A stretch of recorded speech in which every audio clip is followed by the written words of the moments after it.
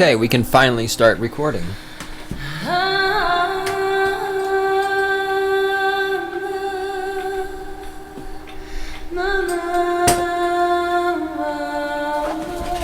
Absolutely unfucking believable. It's July the 4th, and so of course the lawn service for the rental places next to the Cynical Libertarian Society recording studios, there's people out there doing lawn maintenance, weed eating, mowing on July the 4th. And the best part, this is fucking awesome. This shows just how fucking stupid you people are. You can scream, shout, cry, whine, snivel, piss, moan, whatever the fuck you want to do. You can shove your opinion up your ass. That way your head has something to keep it company.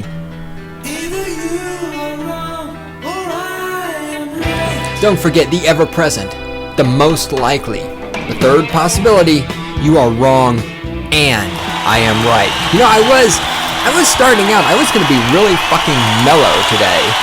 Again, I was going to do another mellow podcast. I'm not sure that's going to happen now. And wait, you're asking yourself, wait, who is this motherfucker who's talking about this shit? I am the great one himself, the founder of the Cynical Libertarian Society, and this is stating the obvious, the weapons platform from which I launched the cruise missile of my intellect that homes in on and destroys stupid motherfucking statists all over the fucking place. I fucking hate you fucking statists. You know what else I fucking hate? I hate people with fucking leaf blowers. I want to mow them down with motherfucking machine guns. What? You know, you fucking people out there, global warming and all this other shit, how much fucking gasoline and oil is burned in leaf blowers all around the United States because you people can't use a fucking rake or a broom?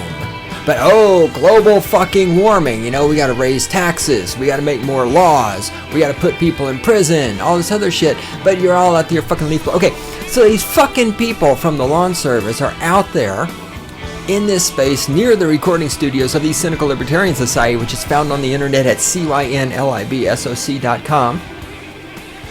And there's this area which is xenoscaped, if that's the way you pronounce the word.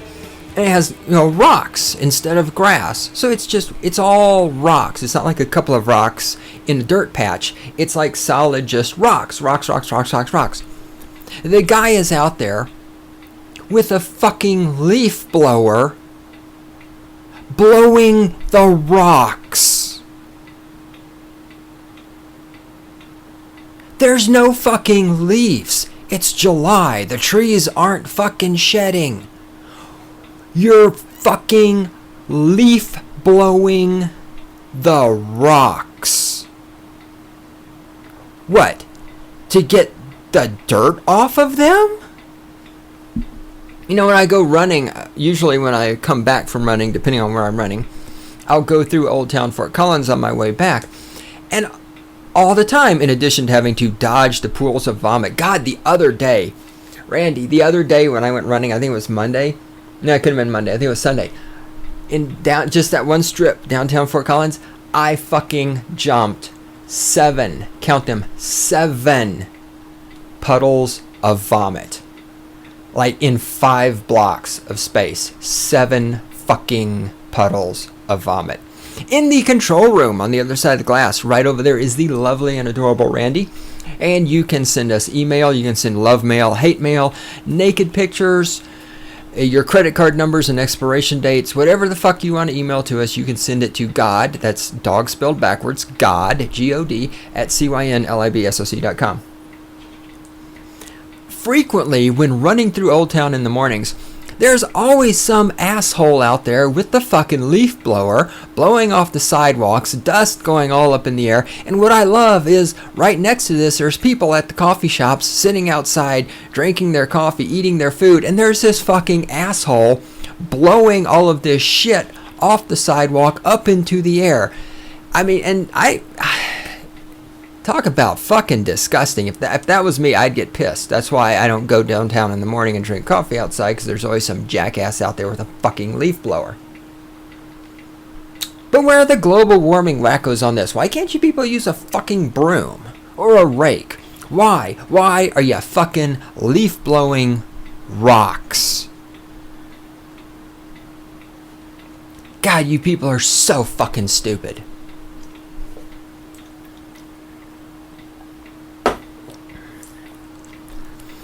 I'm also watching... Let's shift gears. I'm also watching an episode of Doctor Who, the old Doctor Who, the good Doctor Who, back before Doctor Who was Twilight with a phone booth and geared at 14-year-old girls and trying to make their panties wet. And it is a Sylvester McCoy episode called The Happiness Patrol, and God, it is one of the worst Doctor Who episodes ever. Oh, God, it's fucking terrible. You can see why they put Doctor Who to rest however many years ago they did, because it was just getting so bad. Sylvester McCoy is good, but the material he's got to work with in this story is pathetic. Speaking of Doctor Who, William Hartnell, the man who played the original Doctor back in the day, back when Doctor Who was really awesome. I recently watched the Peter Sellers movie, The Mouse That Roared, which is about this little bitty tiny country that invades the United States of America and wins the war. It was a good movie. I recommend it. It's called The Mouse That Roared. Peter Sellers plays 3 different parts. Anyway, so I'm watching this movie, and this guy walks on screen. I'm like, holy shit, that's William Hartnell. So William Hartnell, the original Doctor from Doctor Who, is in this movie. Good movie. You should check it out. All right. Take a nice drink of delicious coffee here. And perhaps let's get to the point. Randy, what the hell am I talking about today? Where are my notes? Did that.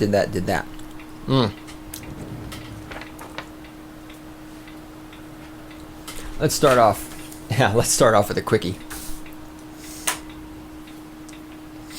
The internet, digital presence, and of course tracking.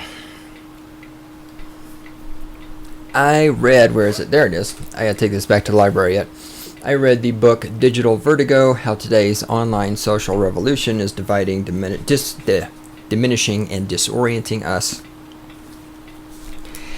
As I mentioned previously, it's an okay read. It's not the most exciting book on this topic you'll ever read. It's very academic. It's got a lot of dry stuff, and I had to kind of slog through a bit of it. At one point, though, he made what I think is a very interesting observation.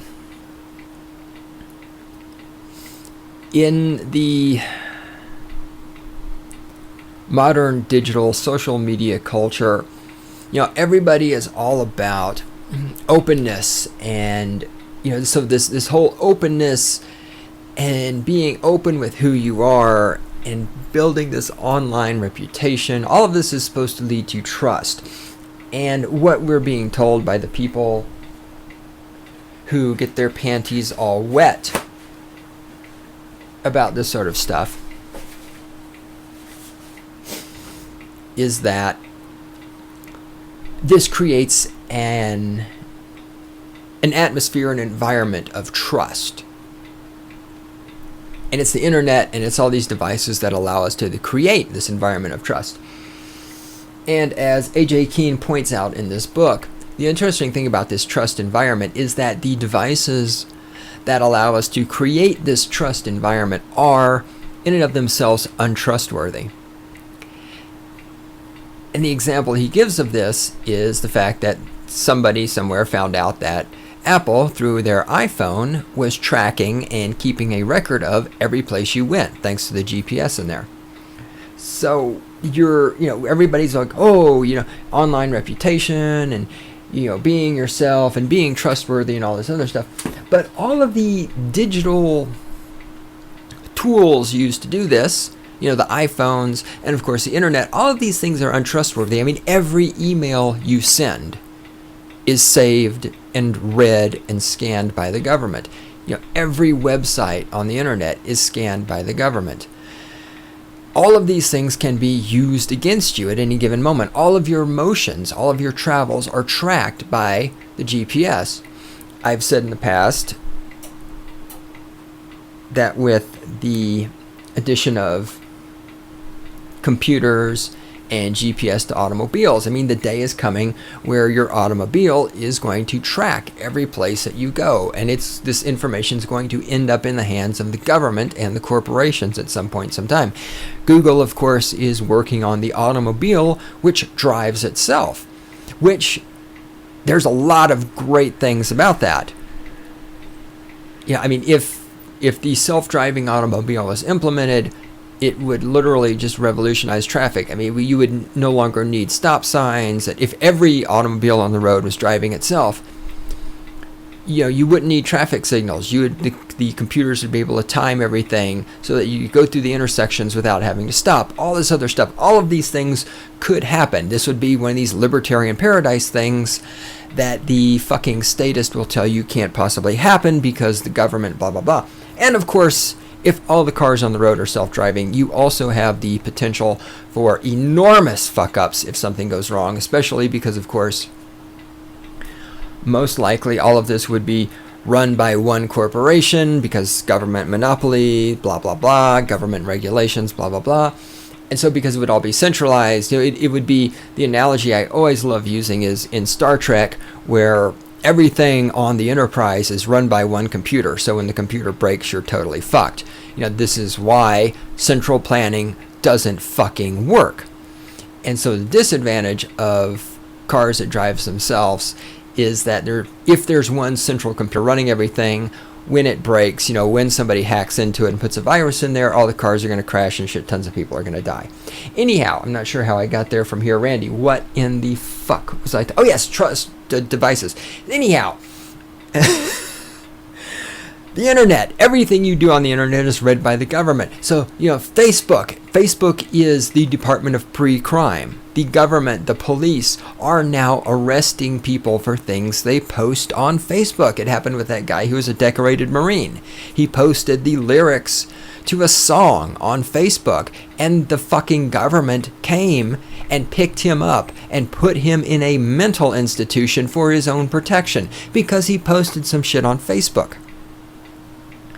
Right, so all of these things that you're using to supposedly create this world of trust and knowing other people and being known, all of this stuff is spying on you. So the point about the cars was that the day is coming when your car is going to send the GPS data, to the government. No, you don't know. That's why I'm telling you. The day is coming when the computer in your car is going to monitor the speed your car is driving, and thanks to GPS, it's going to know where you're driving at. It's going to know what the speed limit is, and when you go over the speed limit in your car, it's just going to report that information to the government, and the government is going to mail you a ticket, right? The whole concept of cops giving out speeding tickets is going to go by the wayside because the car is going to issue the speeding ticket to you. The car is going to know when you're going over the speed limit. It's going to report the information to the government. The government will just send you a bill. And of course, those of you in the medicated generation and those of you who are desperately trying to be cool and hip are just mindlessly embracing this technology. I need to make a note of that to put that in the show notes. In fact, I'm even going to make that a prediction. Hold on. Let me think about this for a second. For those of you new to the show, I'm going to do something here that you may not be familiar with. It's called thinking. That means that for a few brief moments, because I don't edit this show, for a few brief moments, you might not hear me talking. There'll be glorious silence. Those of you who are statist will be really fucking happy. But this is something, it's called thinking.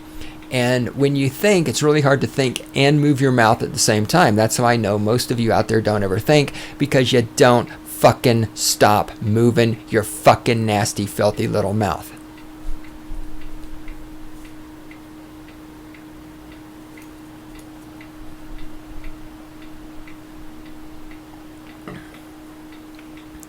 I'm going to give it 15 years at the most. Within 15 years, automobiles will report your driving habits to the government, and the government will mail you a bill. That is it. I'm making that prediction right here, right now, nailing it down. And I talked in the previous edition of Stating the Obvious about how people who make predictions never get held to their prediction. Talked about Paul Ehrlich, talked about the whole global warming wacko movement. Before I move on to global warming wackos, let me check something out. Oh, and speaking of spying, just ran across a article here about the Mail Isolation Control and Tracking Program. Did you know that in the snail mail, did you know the United States Post Office takes pictures of every piece of mail they deliver? Apparently, yes, they do. I mean, this is not a surprise. I didn't know they did every piece of mail. According to the city, this guy got in his mail, it accidentally got delivered to him. Leslie James Pickering noticed something odd in his mail last September. A handwritten card apparently delivered by mistake with instructions for postal workers to pay special attention to the letters and packages sent to his home.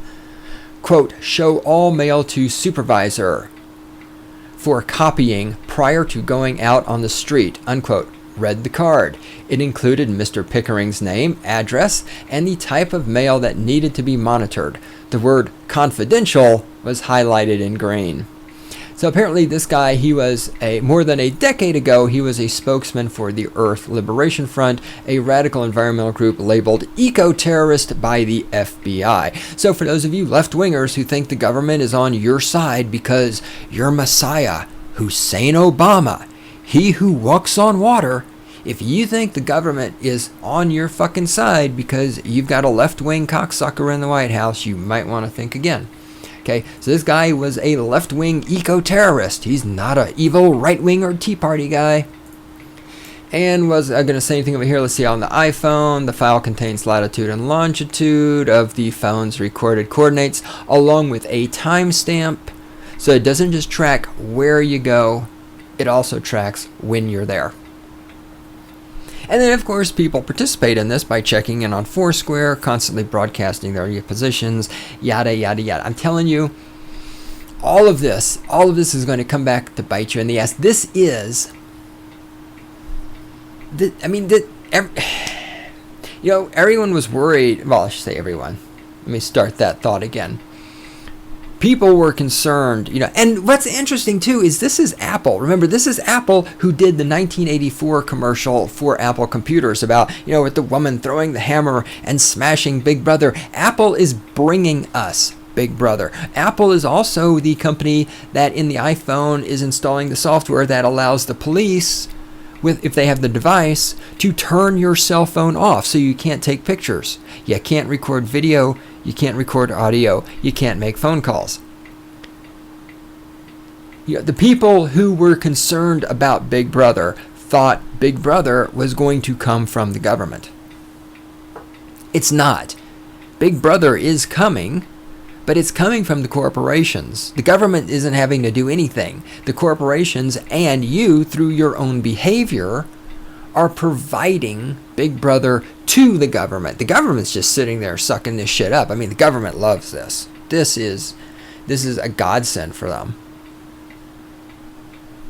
Though I still maintain that the actual thing we have to fear is the world of Brave New World, and that's the Brave New World part of this, is the way so many of you are embracing Big Brother, the way you're embracing the corporations tracking everything you do, the way you're embracing the corporations selling your information to other corporations and giving your information to the government, the way you're embracing the government monitoring all of your emails, monitoring all of your communications. Most of you out there, when I say that the post office is photographing all of your mail, you're going to be like, well, that's okay. I have nothing to fear. I have nothing to hide. I mean, 9/11, and we're doing it for the children. And if you don't think the post office should be able to take pictures of everybody's mail, then you hate black people, right? I mean, you're just going to make all these excuses for the destruction of your own privacy.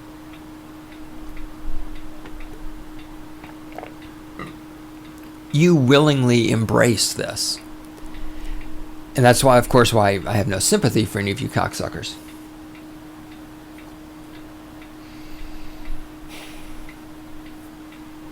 The other thing about the iPhone is that this article came out 20th of April 2011. And so many of you are going to say, wow, that was 2 years ago. This also ties into what I talked about on the previous edition of Stating the Obvious that you need to be listening to, because you should be listening to this podcast every fucking time it comes out, whenever I get around to doing it, whenever fucking assholes outside aren't leaf blowing the fucking rocks, and I can record with relative amount of silence, because I hate closing the window. I will not close the fucking window. It has to be really cold for me to close the window, because I hate being indoors cooped up. All right. Focus. What was I talking about? Randy, what was I talking about? Yes! The article about the iPhone is 2 years old. Many of you are going to say, well, that was 2 years ago. Because those of you in the medicated generation have no sense of history. Like, well, think something happens yesterday and you're like, you just forget it. You let it go. You don't have... This is what I talked about. You people don't have a sense of history, which fascinates me because many of you are saying, oh, well, that article's 2 years old. That was 2 years ago. You need to let that go. I'm sure they're not doing that anymore. And, the Messiah, Hussein Obama, has probably solved the problem and yada, yada, yada. Interestingly enough, though, you same people can't shut the fuck up about slavery, which was well over 100 years ago. So I appreciate that you have a sense of historical context. I don't appreciate the fact that it's only utilized in certain rare cases here and there. The idea that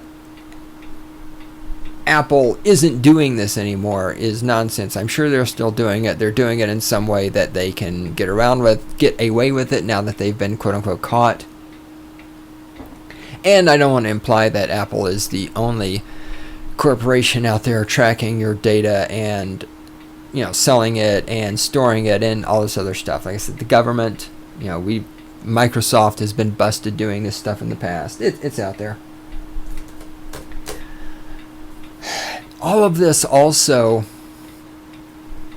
ties into two big problems that are coming thanks to the internet, thanks to you people putting all this shit on the internet. And yeah, man, I'm guilty of it too, man. I put shit on Facebook. Anybody who's hanging us out on my Facebook page, which is actually a limited number of people because I keep Facebook limited only to my friends, but those people know that I am an anarcho-capitalist, and those people know that I like guns, and those people know that I like girls, and those people know that I hate statists, and they know that I hate Obama, and they know that I like cats, right? You're going to be able to get all of this from my Facebook page. There's also been the study where, and this to me, this is one of those things where somebody did a study and they determined that you could tell things about people's preferences based on what they like on Facebook, which to me is kind of like saying you can tell that water is wet if you pour water on yourself and then touch yourself, or something. I don't know. It's one of those things that's obvious to me anyway, because I'm not medicated. But so yes, people who like Republican politicians on Facebook, you can deduce that they're Republicans. I mean, really no shit. So the problem with taking all of this stuff and putting so much of who you are and putting so much of your opinions and putting so much of your life online where it's accessible to the corporations and to the government, there's two problems with this. One of them is the opportunity to take incidences out of context. We already do this. The media does this all the time with sound bites. A politician says something, they take a politician, or it could be anybody for that matter, a person or a politician, because those are two different things, gives a 20-minute speech. Somebody takes 7 seconds of that out of context and says, oh my God, look, this person said such and such, when in fact, in context of what's going on, that's not what happened. Another example that I talked about a while back is with the Caitlin Hunt thing, where some idiot on YouTube posts some video where supposedly, and again, none of this is confirmed, there's a bunch of people on a beach, 2 of them are girls, it's cell phone, it's all blurry, you can't really see anybody's fucking face, and the one girl is yelling at the other one and punching her or hitting her or something like that. And so supposedly, this is Caitlin Hunt, attacking her sister, and this is supposed to mean that Caitlin Hunt is a bad person. Now, as I've said before, I don't know Caitlin Hunt personally. Caitlin Hunt might be a bad person. I don't know. She might not be a bad person. But the point is, this is some fuckwad on YouTube taking a 2-minute at the most video clip of somebody who might be Caitlin Hunt throwing it on the internet and saying, look, this is evidence that Caitlin Hunt is a bad person. Even if this is Caitlin Hunt, and even if it is her punching the fuck out of her sister, this is 2 minutes out of her life, which is 18 years. So judgments are being made about this person based on 2 minutes of her life out of an 18-year span. And this is going to happen with the internet. You're going to post one thing on the internet, and that one thing is going to come to define you if you're not fucking careful. And this leads to the other problem of the internet, which is reputation maintenance. The amount of time people spend on the internet desperately trying to maintain their reputation. And here's what I mean by that. There's a woman who she does a blog, and she has a YouTube channel that I watch a lot. I highly recommend it. Her YouTube handle is Girl Writes What? I don't remember her real name. And at some point in the past, she had some kind of argument with somebody else on YouTube who I think her handle is "Oh my God, it's a crisis" or something like that. Anyhow, Girl Writes What ended up doing this long blog post where she's talking about, okay, I said this and the other person said this, and then I was wrong about that, and so I immediately, went on to my blog and my YouTube channel, and I put out these corrections, and I did this text bubble, and then I contacted this person, and I said this, and here's a screenshot of me sending an email to this person, and here's what I said. And it's this long blog post where she's going through all the work that she did, in this disagreement with another person. And I'm not knocking her for this. That's not the point. I understand what she's doing. She's trying to set the record straight. She's trying to get this information. But the point is, how much fucking time of her life did she have to waste? Because these two people were communicating, and Girl Writes What made a mistake somewhere along the way, as she admitted, and now she's just trying to make, and it's like, fuck, in the old days, back when you had to walk uphill 25 miles to have a fucking conversation, if you're talking to somebody and you said something wrong, made a mistake, spoke erroneously, whatever, and the other person corrected you, you just said, oh, I'm, sorry, I just misunderstood, and you went on with your life. Now, thanks to the internet, thanks to every fucking word I say in this podcast is out there forever now. 20 years from now, somebody's going to hear this shit and they're going to be like, yeah, you said that cars would send tickets to people for speeding in 15 years. Well, it took 15 years and 2 months. You're wrong, And then I got to go out and issue corrections and if you're really just all obsessed with your fucking online reputation because you don't have a life and you don't have any fucking friends, you have to dump all of this time, into, oh my God, I misspoke on my podcast, or I posted something on Facebook without thinking, or whatever, and now I gotta spend all this time fixing it, and oh my God, I'm spending more time making love to the computer instead of interacting with real people in the real world and having fucking real friends and shit. And it's like, fuck, people, fuck.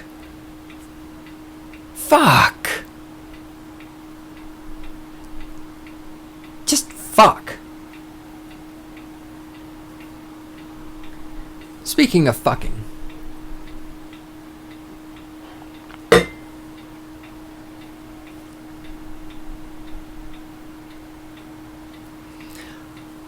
Let's talk about global warming very briefly. I need to see if I got anything. Wait, what is this? Okay, that's that. All right. Let's talk about global warming very briefly, because I had one of those moments the other day where I was sitting around just thinking, because, people who are smart do that. You're not familiar with the concept. About conversations that had been had earlier. And about science and about global warming and all this other stuff. And so we're jumping into the middle of something here. But so the debate is, why is, not the debate, but the question, the thing at hand, why is there still no cure for AIDS? And here's the analogy I want to make. Having worked in the research field, having worked in biomedical research for 8 fucking years, and most of you out there can't say that, so I know a little bit more about this than you do. Here's the deal. There are a lot of people, many people, who get their research grants to research AIDS, which means researching HIV. And they're not finding a solution, partially because there are people who have AIDS but don't have HIV. Thus, HIV, while it may be a contributing factor to AIDS, is obviously not the only factor. There must be something else going on. But since everybody denies, like the global warming people always like to call anyone who doesn't agree with them a denier, but since people deny that there's more to AIDS than HIV, oh, here come the cops. Fireworks are illegal in Fort Collins, so I'm sure that there will be lots of sirens today as the cops scramble about to arrest the evil people with fireworks. Right, people are getting money. Oh, I see the internet connection's out again. God, CenturyLink. I'm not bullshitting, Randy. Saturday, Sunday, Monday, Tuesday. It's like this since Saturday. The internet here has been complete shit. I don't know what the fuck is wrong with those people. How hard is it to keep the internet running? But who's going to build the roads? But who's going to keep the internet running? All right, focus. Researchers get a lot of money from the government to research HIV to find a cure for AIDS. If they find a cure for AIDS, all the researchers all throughout the United States of America doing AIDS research aren't going to get any more government funding to find a cure for AIDS, because the cure will have been found. So there's no incentive to find a fucking cure for AIDS. Because if they find a cure for AIDS, they become unemployed.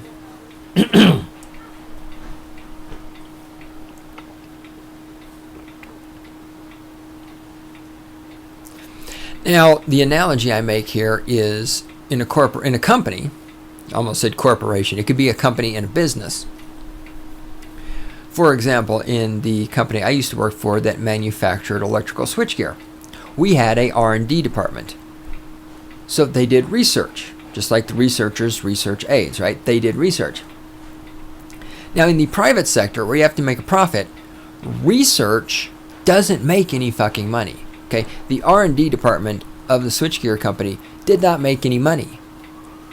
They researched stuff. They figured out new ways to make the switchgear. Like one of the big things we worked on was making it smaller, typical size, 36 inches wide. We were working on, 36. We were working on a switchgear that was 24 inches wide, so we had to cram a lot more stuff into a smaller thing, which had a lot of difficulties. But once it was perfected, then you can sell that 24-inch switchgear to the customers, and that's where you make money. You take the product out of R&D and you put it into the market. That's where you make the money. So the R&D does not make money. It loses money. The providing the product or service to the customer in a market is what makes the money. Biomedical research in the United States works almost exactly the opposite. The money in HIV research is in doing the research. It's the R&D that you get paid for. If you're a scientist and you find a cure for AIDS, you get jack shit for that. Okay, maybe you can sell the patent to a pharmaceutical corporation, which is a whole different, those are what those are. But you're not going to make anything from that. Or you might. But the thing is, the only person who's going to make anything from that is the one researcher who finds it. All the other researchers are going to be frozen out. They're not going to get any of this money, which is one of the incentives also they have not to cooperate with each other. right? So they have to keep this in a perpetual state of research so they keep getting funding. If you're a HIV researcher, the last fucking thing you want is a cure for AIDS, because then you got to get a new job. The pharmaceutical corporations, not defending them by any stretch, but they at least somewhat get this. If the pharmaceutical corporations spend a shit ton of money on R&D, which makes them no money, that's one of the reasons why when they do release a drug, it costs a goddamn fortune, because they've got to make up for all the money they've dumped into R&D. R&D. There are other reasons why it costs a fortune. It's because they can charge a fortune. It's because of government regulations. And it's because, to an extent, yeah, sure, they're fucking pharmaceutical corporations. They are price gouging. It's also because for a while, I was dating a girl who worked for the pharmaceutical corporations as an intern during the summer. And they were paying her $40 an hour to enter a computer into a database. I mean, she sat at a computer typing in numbers, making $40 an hour. So that's what the pharmaceutical corporations are spending their money on. That's why your fucking drugs cost so much goddamn money.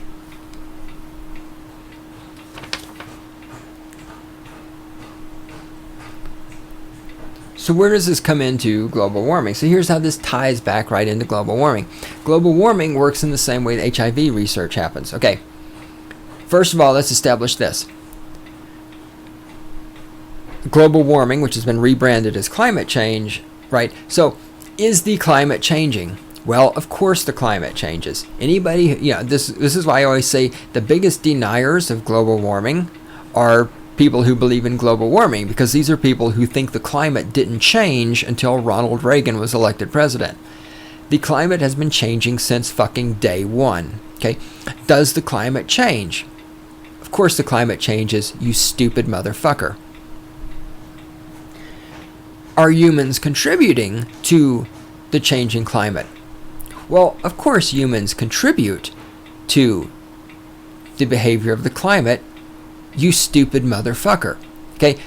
Humans' existence, of course, it affects the environment around you. Right? If I walk into a room, but the fact that I'm in the room, my body there displaces air. My body heat raises the ambient temperature. My body changes the acoustics of the room. My breathing puts slightly more carbon dioxide into the air than oxygen. All right, yes, of course, the presence of humans on the planet is having some effect on the climate. Is this so-called climate change that we're all going to die from driven entirely by humans? No, of course not, dumb fuck. But here's the beautiful thing about global warming. Global warming fits into this same model perfectly. All the money to be made from global warming is for doing research. Nobody in the global warming field wants to find a quote-unquote solution for global warming, because there's no money in the solution. And of course also the solution, we already know the solution. The solution is more taxes and more laws and more government. Because anytime you talk to the global warming wackos, that's what they say we need. That's like when, I don't know how to pronounce the guy's name correctly, but Bjork Lomberg, whatever, he wrote The Skeptical Environmentalist. He is just demonized and attacked by the global warming wackos because he came out and he said, look, among other things, he said, hey, look, if you want to lower the temperature of the planet Earth, it's not fucking rocket science. All we need is some white paint. You paint the top of buildings all over the place white. White reflects heat back up. That will lower the temperature. And of course, he was fucking mercilessly attacked because he offered a solution which did not involve raising taxes or creating more laws. And the global warming wackos aren't looking for a solution. They're looking for a perpetual, and that's why global warming is the fucking gold mine of pseudoscience bullshit. Because with HIV, with AIDS, somebody could find a cure. Nobody has an incentive to, but somebody could find the cure. And at that point, all the HIV researchers are out of a job.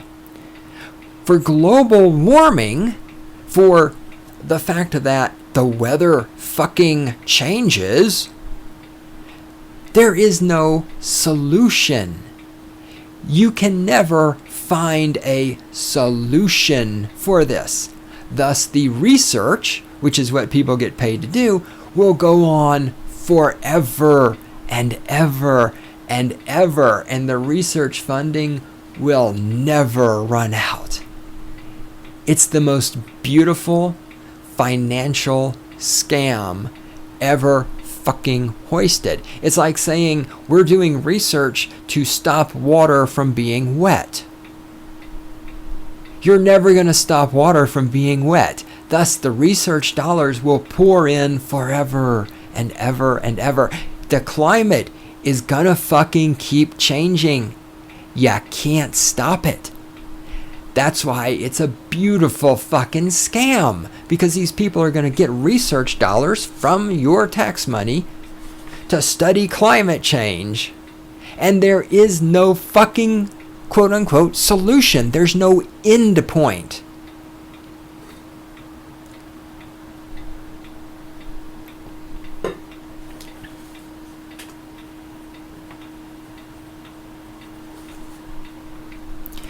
That was the silence of transition. Let's talk about the next thing. Speaking of fucking, let's talk about the military and how the military of the United States, which is fighting for your freedom, you know, they're over there in Afghanistan shooting them brown people for your freedom. Holy shit, I'm so happy, man. I feel so free. Holy shit. Is it real? Are we really 42 minutes into this? God damn it. Okay. God, I'm a long-winded motherfucker. The military in the year 2013 is filled with a bunch of goddamn politically correct pussies. And I have lost all fucking respect for you people. I've said this before, I'm saying it again.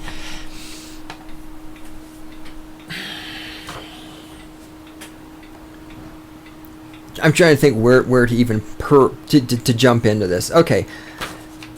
Apparently, now in the military, people in the military have to get tested every month for STDs. I found this out because I talked to a woman who is having sex with a guy who is currently in the military, and he was concerned that she's clean of sexually transmitted diseases because he has to get tested every month.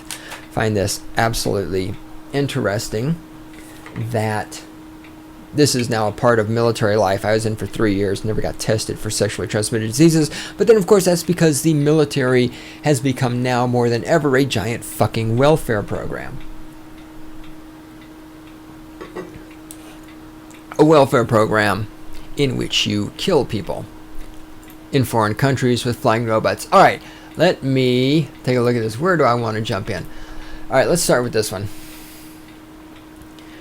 True Stories in Gun Control. John Cole wrote this. So he's got a couple of paragraphs here about how he's in the military and blah, blah, blah. And I'm in Camp Doha in Kuwait. And yeah, I wrote blah, blah, blah. And I'm all badass. And we have 12-foot walls and armed troopers at every gate with mirrors to look underneath the cars and all this other stuff. And he gets down here, he says, so why am I telling you this?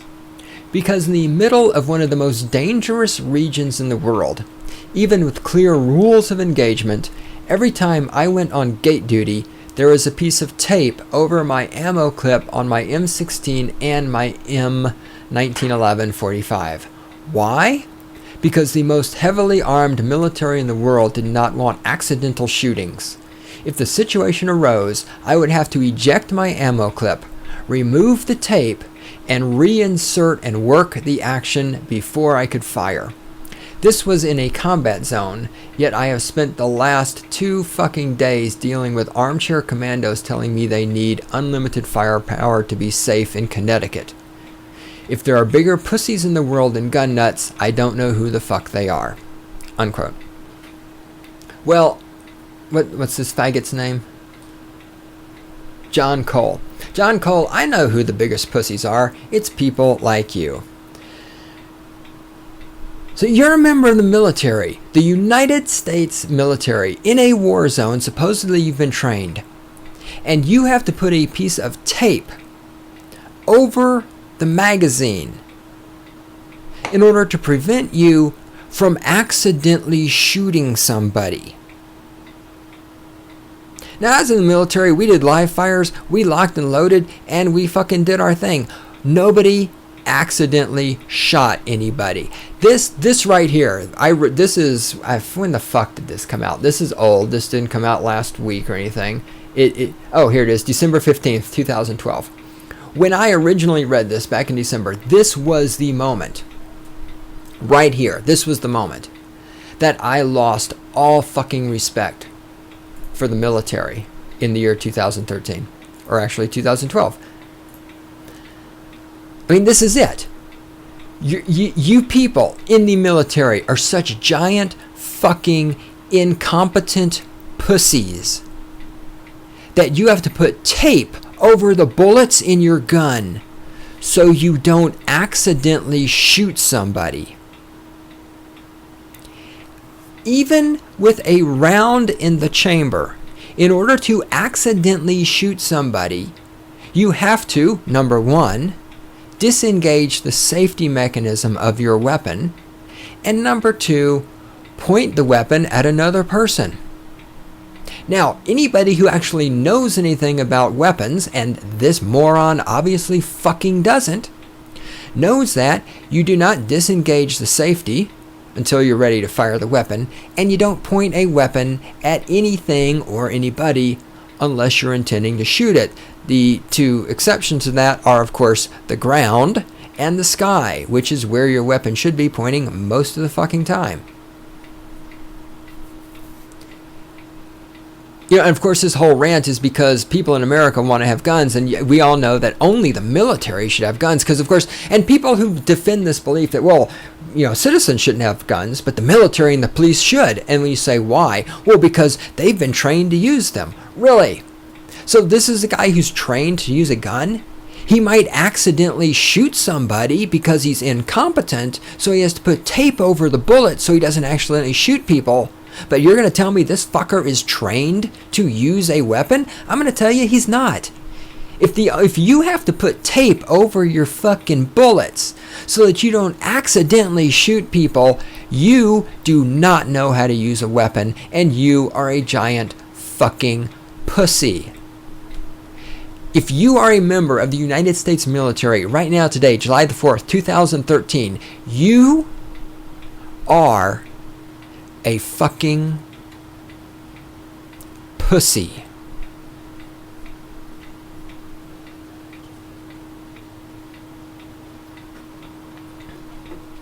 Speaking of pussies in the military, there's a documentary, I'm going to get back to talking about this sometime in the future, but anyhow, it's a documentary about rape in the military, yada, yada, yada. And in it, there's this one point where there is a man who is I think he was a first sergeant, and he's talking about how he encouraged his daughter to go into the military, and his daughter went into the military, and she got raped by one of her fellow soldiers, and she knows who this soldier is. And this guy is on TV, and he's all, my daughter got raped, you know, and he's upset, and he's crying, and all this other stuff. And okay, I get that. I empathize with that.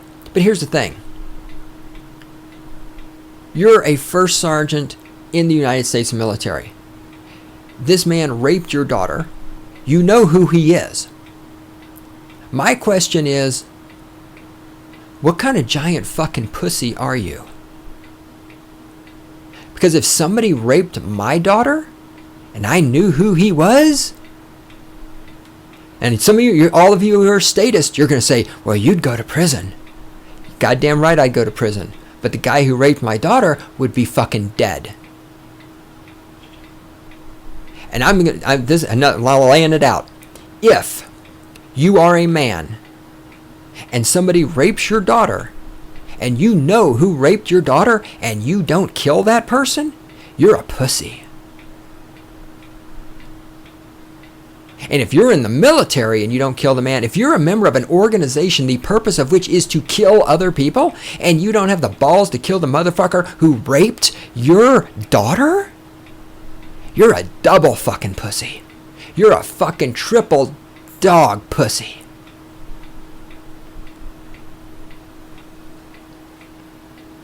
And this is why we have so many rapists, of course, because nobody has the fucking balls to kill the rapist, coupled, of course, with the fact that the justice system and the police forces exist, as I've said before, to protect the criminals, because without criminals, there's no reason to have the police, and there's no reason to have the courts, and there's no reason to have the judges, and there's no reason to have the entire justice industrial complex that's built up around taking criminals and putting them in prisons and, farming them out to corporations for phone support and providing them with counseling and all this other stuff. All of this shit is built on the need to have criminals. And that's why nothing ever happens to the fucking criminals.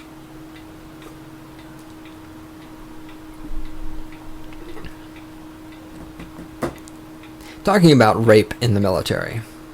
Now, we have a quandary, don't we, Randy? Because this episode is almost over. So, do I go over?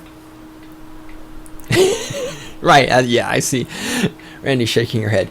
Do I go over, or do we take a break and do another episode? Yeah, I agree. We will take a break, and I'm going to come back. We're going to do another episode where we are going to talk about rape in the military and a couple of astonishing factors, such as the fact that more men in the military have been raped than women, which is not to say, for those of you who are stupid, that was not me saying it's okay for women in the military to get raped. That's not what I said. What I said was the reality is that more men get raped in the military than women. And when anybody gets raped, it's fucked up.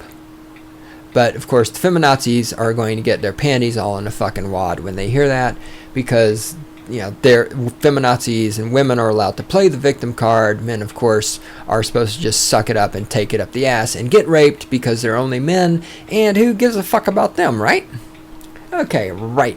So anyway, happy July the 4th. Hope you're having a beer and relaxing and enjoying that wonderful freedom you have to be spied on by the government and to be indefinitely detained, because of course our brave servicemen who are too fucking stupid to avoid shooting each other accidentally unless they put tape over their bullets are over in Afghanistan killing brown people to make sure that you keep your freedom.